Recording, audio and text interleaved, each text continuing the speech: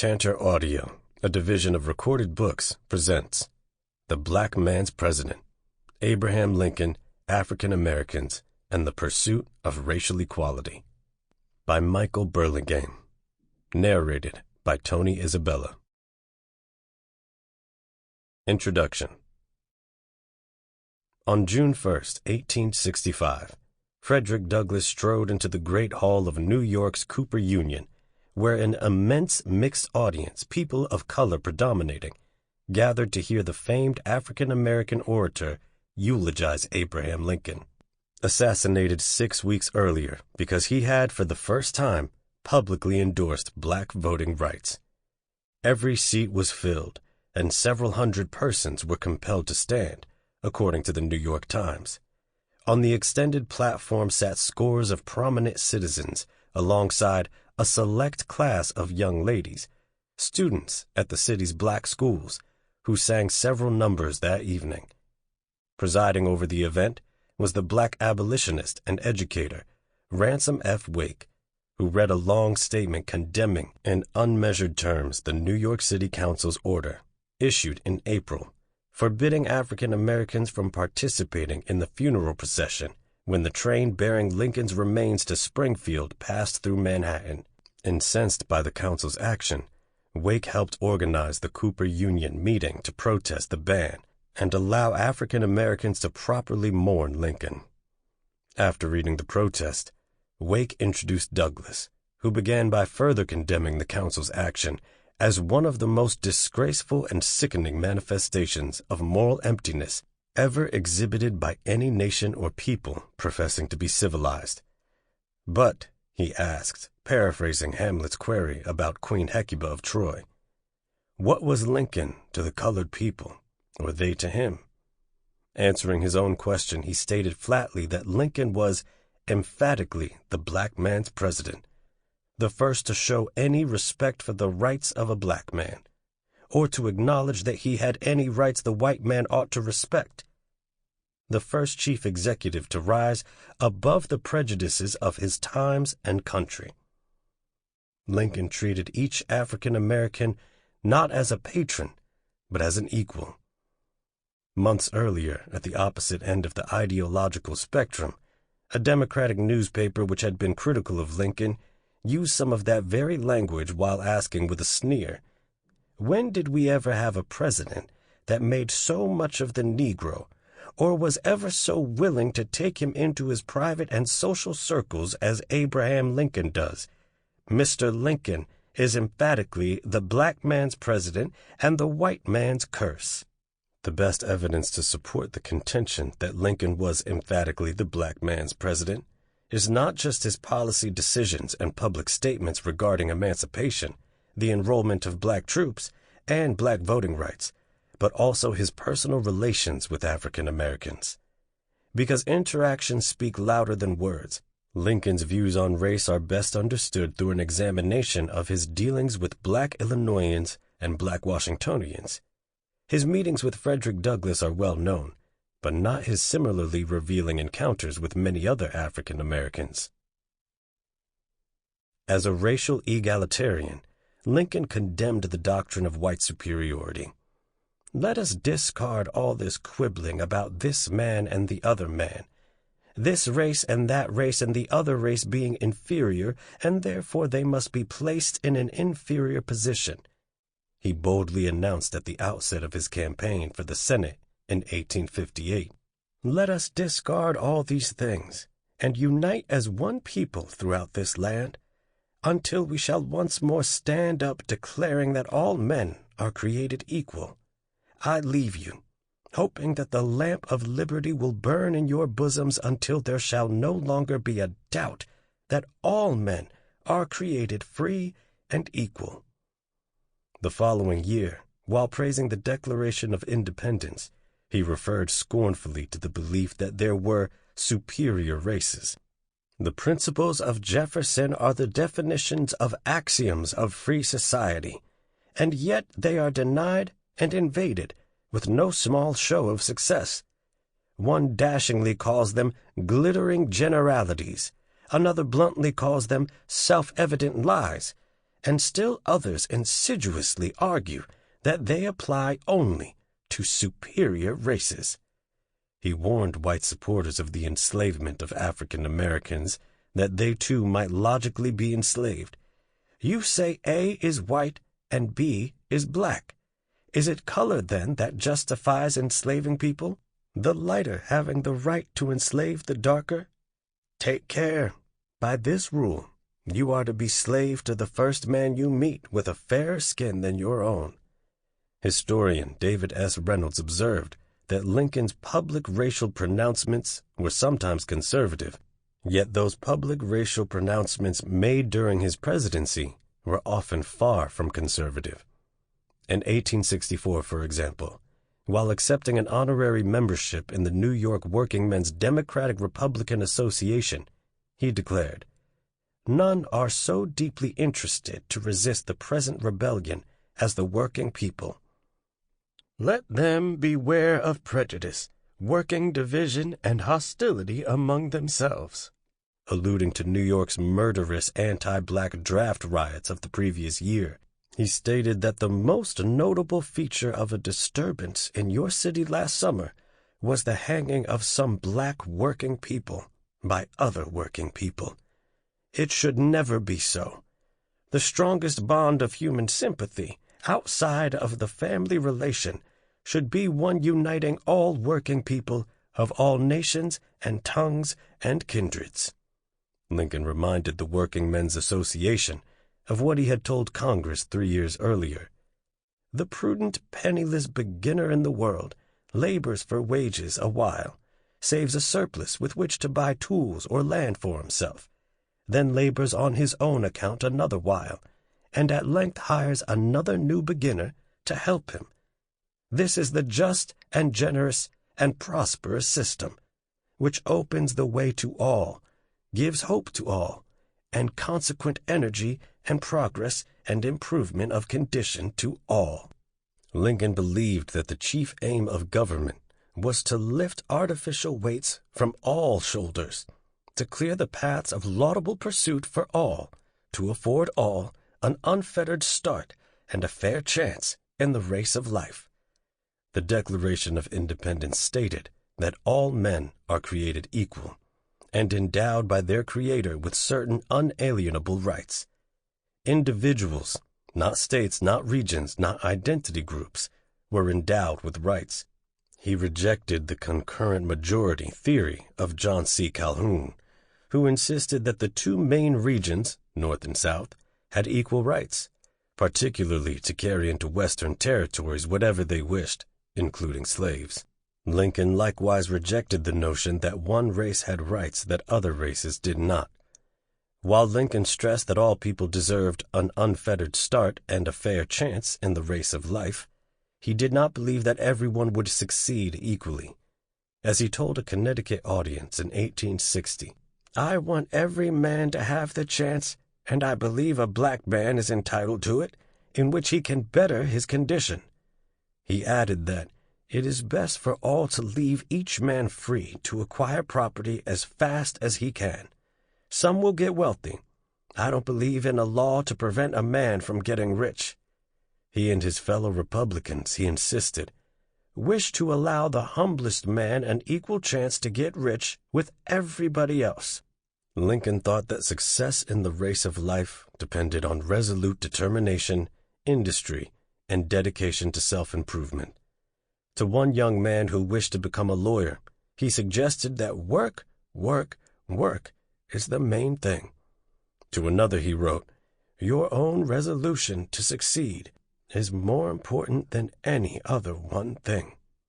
He added that if the would-be attorney was resolutely determined to make a lawyer of yourself, then the thing is more than half done already. To his junior law partner, he explained that the way for a young man to rise is to improve himself every way he can, never suspecting that anybody wishes to hinder him. When a friend of his eldest son was denied admission to college, Lincoln offered words of encouragement. "You cannot fail if you resolutely determine that you will not." Lincoln's advice resembled that of Frederick Douglass, who declared that even people of only ordinary ability and opportunity can succeed in the race of life if they would make their watchwords work, work, work, work. Douglass elaborated, not transient and fitful effort, but patient, enduring, honest, unremitting, and indefatigable work into which the whole heart is put. Lincoln championed equality of opportunity, not of results. Industrious, resolutely determined, self-improving, upwardly striving people of all races and religions would succeed if artificial weights were lifted from their shoulders and the paths of laudable pursuit were cleared. If some people failed, it was not the fault of the free labor system, but rather because of either a dependent nature which prefers it, or improvidence, folly, or singular misfortune. Chapter 1 covers Lincoln's years in Springfield, where, as historian Kenneth J. Winkle noted, Lincoln had extensive interaction with African Americans, living in a racially mixed neighborhood representing African American clients, employing black servants, knowing black conductors on the Underground Railroad, befriending a leader of the black community, and championing the anti-slavery cause. Springfield's black residents were a significant part not only of the town's life, but of Abraham Lincoln's life and environment, according to historian and attorney Richard Hart. Lincoln did not meet with black visitors during the first year of his presidency, but throughout his time in the White House he did interact with the mansion's black staff members. Chapter 2 examines those interactions with African American employees, who found him a cordial, respectful, natural egalitarian. Among them was a leader of Washington's black community, the impressive William Slade, who served as chief butler as well as a confidant to Lincoln. This chapter also describes Lincoln's interactions with African Americans outside the White House, including his memorable tour of Richmond soon after the Union forces captured it, his visits to hospitals, and his inspection of United States colored troops. In April 1862, the proverbial ice was broken when Lincoln met with two black elders whose visits are covered in Chapter 3.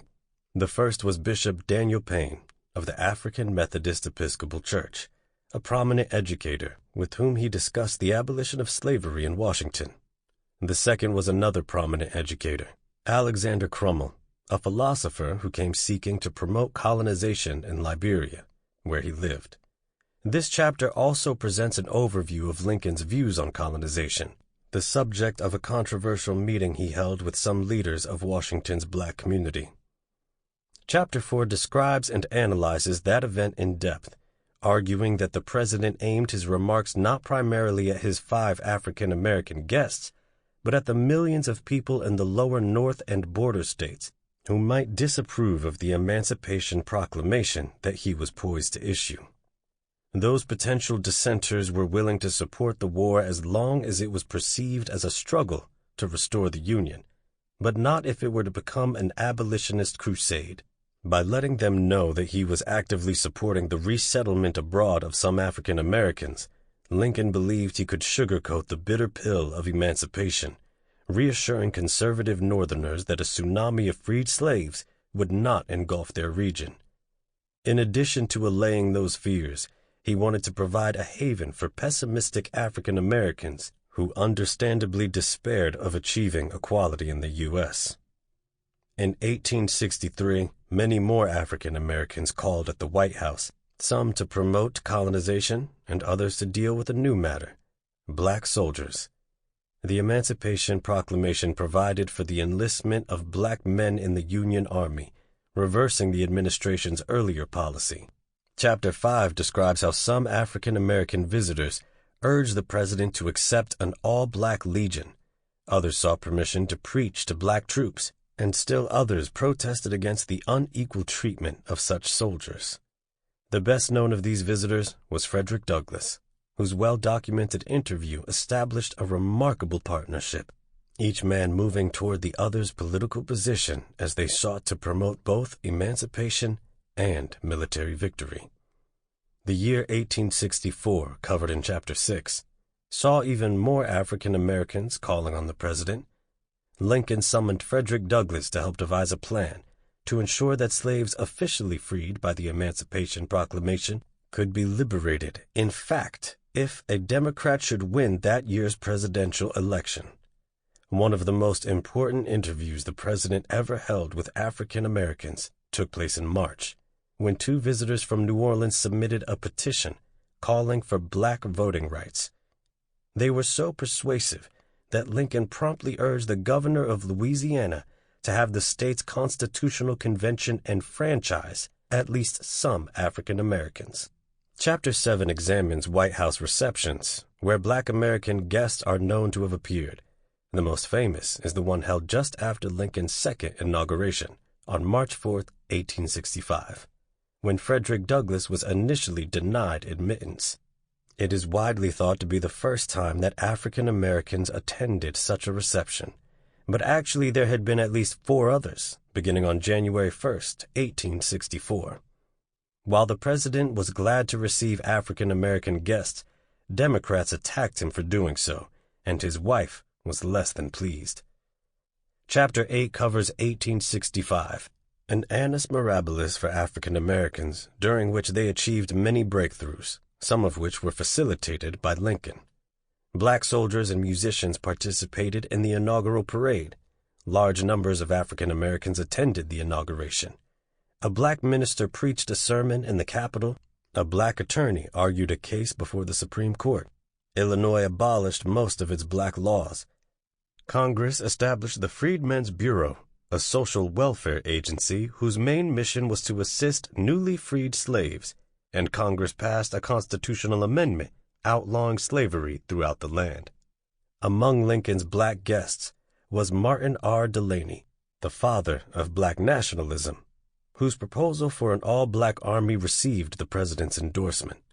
To forward that plan, Delany was appointed a major, the first African American to serve as a line officer in the Union Army.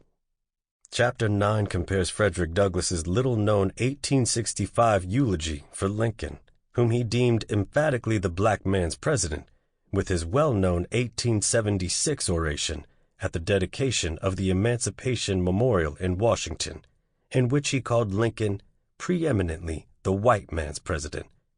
The appendix examines evidence cited by critics of Lincoln's racial views. A note on the usage of historical language. One piece of evidence often cited as proof of Lincoln's racial prejudice is his occasional use of the word nigger, most often while paraphrasing and mocking opponents. Foremost among them, the shameless racial demagogue, Senator Stephen A. Douglas. That taboo word is frequently quoted in this book, for while it is rarely spoken by Lincoln, it was widely employed by his political adversaries and critics, as well as by some of his anti-slavery allies. The polite, socially acceptable terms for African Americans at the time were Negro, black, and colored person. As Professor Randall Kennedy of the Harvard Law School observed, there is nothing necessarily wrong with a white person saying nigger, just as there is nothing necessarily wrong with a black person saying it. What should matter is the context in which the word is spoken, the speaker's aims, effects, alternatives.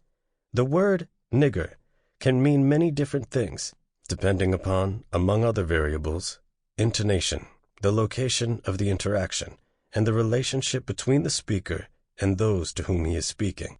Moreover, the N-word is not self-defining. Its actual meaning in any given instance always depends on surrounding circumstances. Deriving an understanding of nigger thus always requires interpretation. Hence it cannot be automatically considered a slur.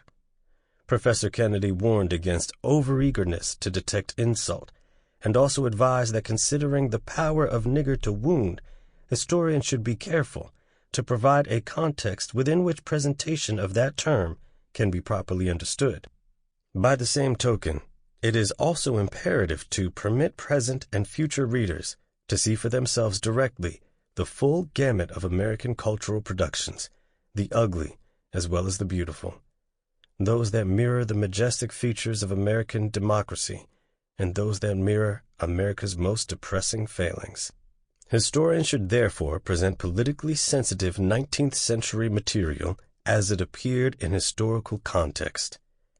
By quoting the ugly N-word as it appeared in historical context, I feel an affinity for another scholar, the linguist John McWhorter, professor of English and Comparative Literature at Columbia University, who observed in his 2021 book, 9 Nasty Words, English in the Gutter. I sense myself as pushing the envelope and feel a need to state that in this chapter, Why Do We Call It the N-Word?, I will be writing the word nigger freely, rather than the N-word.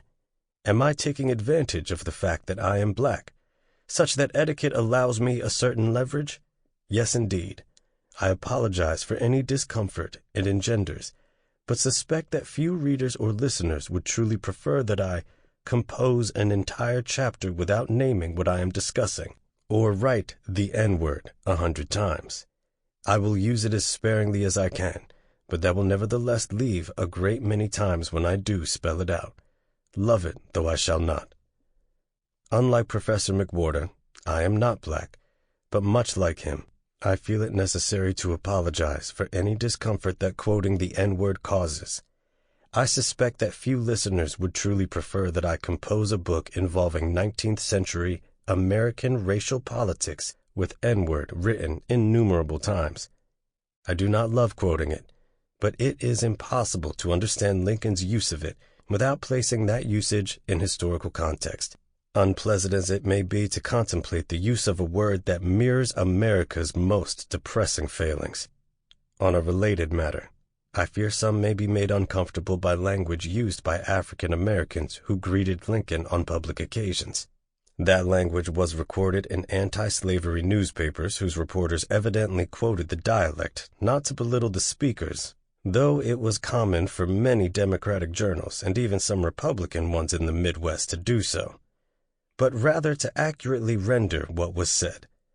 Instead of paraphrasing or modernizing such language, I have reproduced it exactly as originally written in order to lend verisimilitude to those emotionally charged scenes.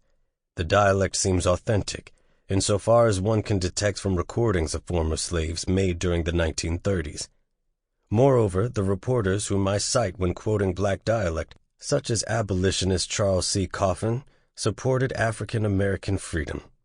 Some of the material in this volume first appeared in recent issues of the Journal of Abraham Lincoln Association, as well as in my earlier books, among them Abraham Lincoln, A Life, and The Inner World of Abraham Lincoln. 1. Extensive interaction with African Americans in Springfield. The Illinois Years. Lincoln's racial egalitarianism had roots in Illinois, as Arna Bontemps, the poet-novelist and prominent member of the Harlem Renaissance, noted many decades ago. In an essay titled Lincoln and the Negro, Bontemps and co-author Robert Lucas asserted that Lincoln's faith in the ability of the Negro to respond to education and opportunity can be traced to his contact with the Negroes he had known in Illinois, including ordinary people who loved him as their country lawyer friend and later revered his memory as their martyred liberator. Springfield's black community. During Lincoln's 24 years in Springfield, he lived in close proximity to members of the town's small black population. In 1860, about 9% of the Illinois capital's African Americans resided within 3 blocks of the Lincoln's home at 8th and Jackson Streets, including families who dwelt only a few houses away. Far from passively acquiescing to that era's racial order, Springfield's African Americans showed pluck and courage by actively trying to undermine slavery and improve the lot of their fellow black Illinoisans. William H.K. Donegan, Lincoln's bootmaker, helped runaway slaves to freedom via the Underground Railroad, as did Lincoln's near neighbor Jameson Jenkins, a carter/drayman who lived half a block away with his wife, children, and mother-in-law, Jane Pelham, a laundress who worked for the Lincolns. Those men ran a grave risk in a city where anti-slavery sentiment was far from popular. In 1850, Jenkins boldly facilitated the northward flight of 7 runaway slaves, creating an uproar in the local press.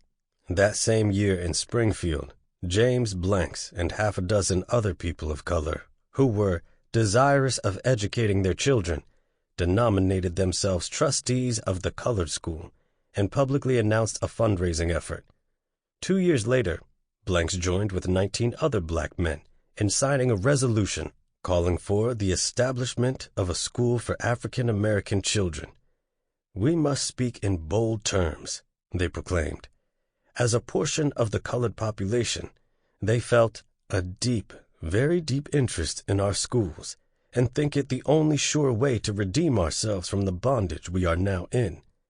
They pledged to do everything that is in our power to educate our children by our exertions, without asking aid from the people of the state. In 1854, white public schools were first introduced in Springfield. 4 years later, a modest equivalent for black children was established. It is not known how personally acquainted Lincoln was with his black neighbors, but when he departed Springfield for Washington in 1861, he and his luggage were taken to the train depot by his neighbor, Jameson Jenkins, an Underground Railroad conductor. That luggage had been packed with the help of Maria Vance, a black woman who worked off and on as a day servant in the Lincoln home during the 1850s. Her purported memoirs are suspect, but other sources indicate that she regarded Lincoln highly. She called him one of the best men in the world, whom she knew when he was a struggling young lawyer. His treatment of her was always kind. Born Maria Bartlett circa 1819 near Springfield, she married Henry Vance in 1842 and had several children with him. In 1850, she began working in the Lincoln home as a cook. Many years later, Robert Todd Lincoln made a special effort to visit her in Danville, where she had moved after the Civil War, and recollected how he had enjoyed her cooking. Another African-American woman, Ruth Stanton, née Burns, worked in the Lincoln's home circa 1849 to 1851. As she told a journalist, her principal employer, Adeline Bradford, apparently took pity on the Lincolns, who were poor then, and sent me over to help Mrs. Lincoln every Saturday, for she had no servant and had to do her own housework. Then Mrs. Bradford sent me to live with the Lincolns. There she scrubbed the floors and waited on the table, helped to clean the dishes and do the washing, and tended to the children, young Robert and Eddie. An adolescent, when employed at the Lincolns' home, she recalled that Mr. Lincoln was a very good and kind man. Other African-American servants also had positive memories of Lincoln. Among them was Henry Brown, a tall man who resembled Lincoln. Born in North Carolina in 1823, he worked for the Lincolns from 1855 to 1861, performing a variety of jobs, calcimining and repairing the house's fences, gates, and outbuildings, tending the family's horse, digging in the garden, delivering messages and serving as a valet for Lincoln and a chauffeur for his wife. Brown's spouse, Mary, was also employed by the Lincolns, milking their cow as well as helping with laundry, cleaning, and other household chores. Reportedly, she was a bright, intelligent, kindly woman who had been educated in a white school in Paris, Illinois, but after some color-line remonstrance was ousted from the school, thus ending her formal education. A physician who once treated her recalled that she said, "Mrs. Lincoln has been to my house 100 times or more, and often talked with me perhaps an hour or more at a time." Henry Brown was a minister in the African Methodist Episcopal Church. He established a branch of that denomination in Quincy in 1858, while continuing to live in Springfield. Originally a Quaker, having resided as an adolescent with a Quaker family in Indiana, he became famous for years as the Methodist preacher of the old school and was known as Deacon Brown. Like many other Quakers, he strove to undermine slavery and to protest against the second-class citizenship to which free African Americans were consigned. In 1853, while living in Edgar County, he served as a delegate to the first convention of the colored citizens of the state of Illinois, held in Chicago. It adopted an address to the people of the Prairie State, which asserted, "We have too long remained supinely inactive and apparently indifferent to our oppressed and degraded condition. But we have now resolved to come forward, and like men... Sample complete. Ready to continue?